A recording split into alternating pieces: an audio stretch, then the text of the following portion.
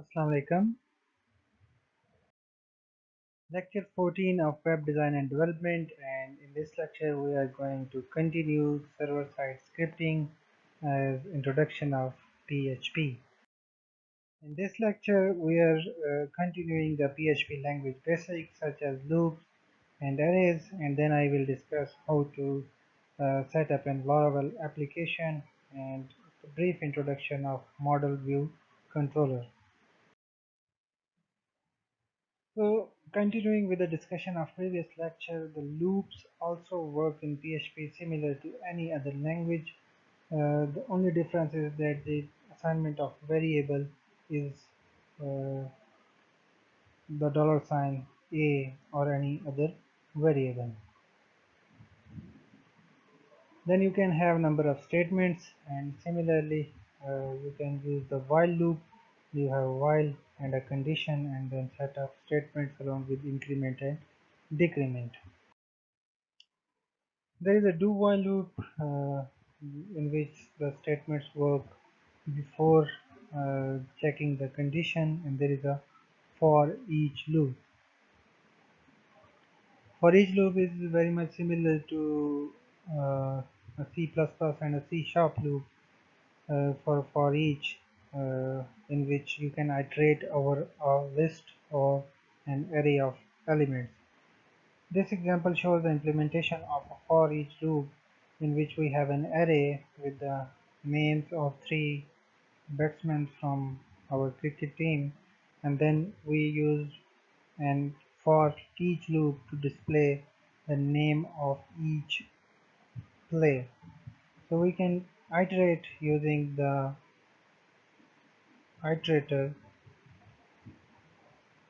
players and use the variable player to iterate over the list, and then we can use the echo statement to display the name of each player. Array works the same in PHP. Array is traditionally defined as a group of items that share certain characteristics. Each item consists of two components, the key and the value. The key can be a named key or a series of items starting from index 0 to length minus 1. PHP does not require you to assign a size of an array at creation time, and it will be flexible enough to add or delete number of elements in an array. So declaring an array is used as the name of some array along with the value of an key and a value for each of the elements.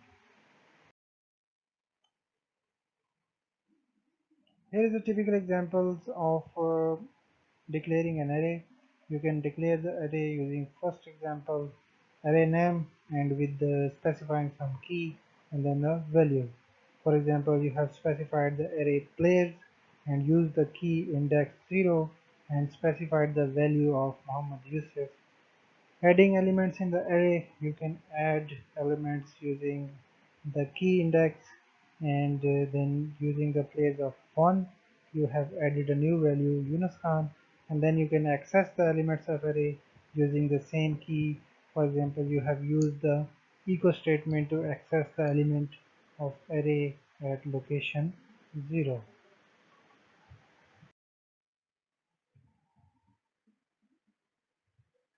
You have associative arrays. The array name, you can specify the name of the key using any string value.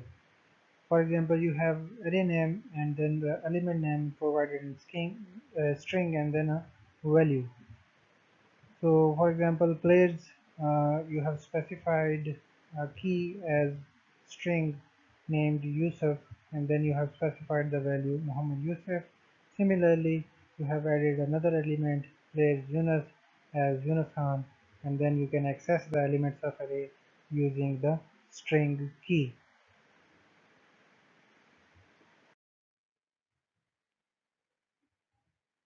The array method can also be used to create an array. For example, you can create an array using the variable declaration array name is equal to array and then specifying a list of items. For example, you have created a players and you have specified the method array with two values such as Muhammad Yusuf and Imran Khan. The second method is also used to create the array using the array method, and in this way you can specify the keys and the values using the array method.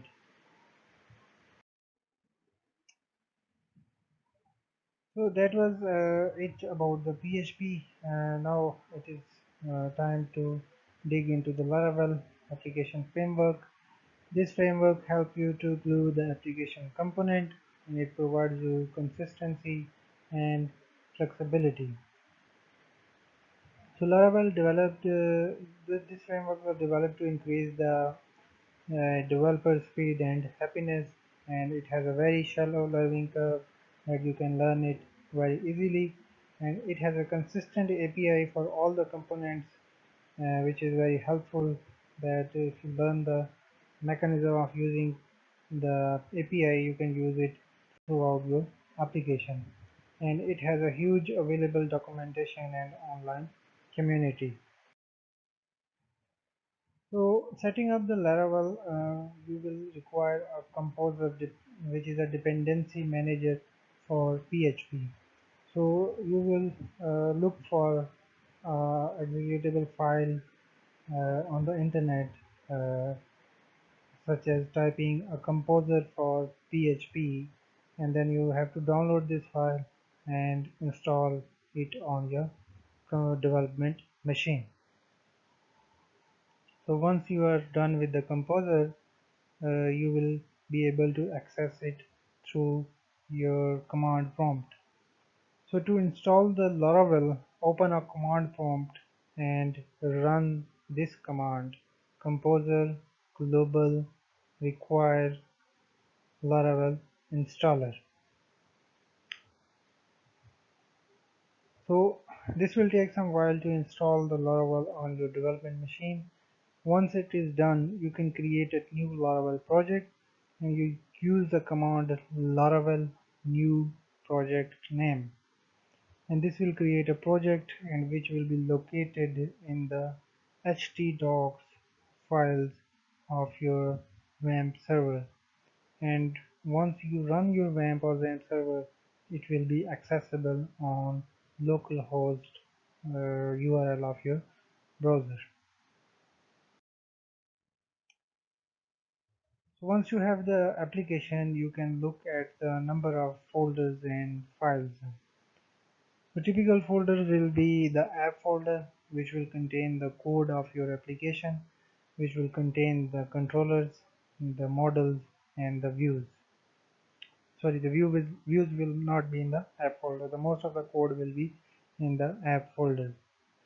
Then you have some basic code to run the application, which will be in the bootstrap folder. Then there will some be configuration files such as running your application, the database configuration, the mail configurations, which will be stored in the configuration folder. All the information about the databases, the migrations from the replication to the database server will be stored in the database folder. The public folder will contain the public files, and the resources will contain all the resources of your application, such as images, your CSS files or JavaScript files, along with the views of your application. Roots are defined in the roots folder. Two typical examples of roots are web roots, which define the web applications roots, that how your application interacts and provides a way to user to interact with the server.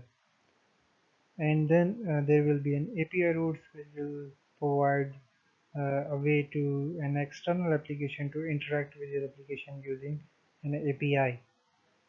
Storage related information will be in the storage information, such as most of the files or data files is stored in the storage folder. If you want to run the test on your application, it will be stored in the test folder, and there will be some external files which will be provided by some third party or Laravel application, which will be stored in the vendors folder. Along with the folder, there will be some important files. The most important file is the .env file, which will contain the configuration about the environment of your application. All the information will about the composer dependency will be in the composer.json file, and the information about the packages will be in the packages.json file.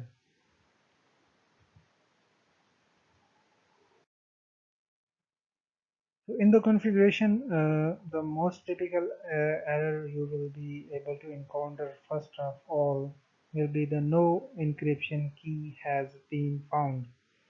So a randomly generated key is used for the application, and you can generate it using the command in your command prompt by going to the directory of your application and typing the command php artisan key colon generate, and it will generate a random key, so your application will be registered on the Apache server. App debug is a useful option, and it is a boolean value, and you will specify whether you will be able to see the debug errors or not. You should be using this debug value to true on your development server. However, it is a terrible option on the production server.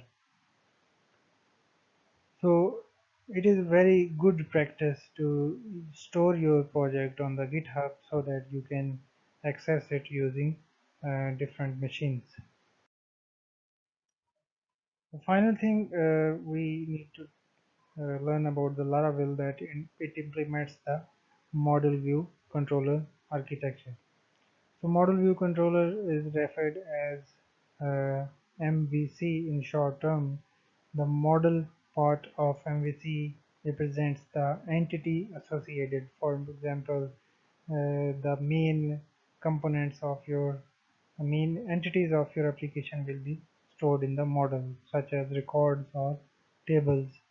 And in the views, you will represent the layout slash template with the data sent to the user. It contains a given set of HTML, CSS, and JavaScript files. Controller is the most important part of MVC, and it takes the HTTP request from the browser, validates the user input, and gets the data out of the model or other storage and sends it back to the user.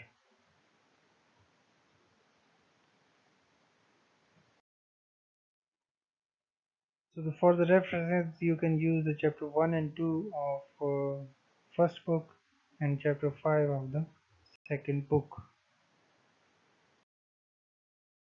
If you have any question, you can ask me through any of designated mediums, or you can conduct a question and answer session. Thank you very much.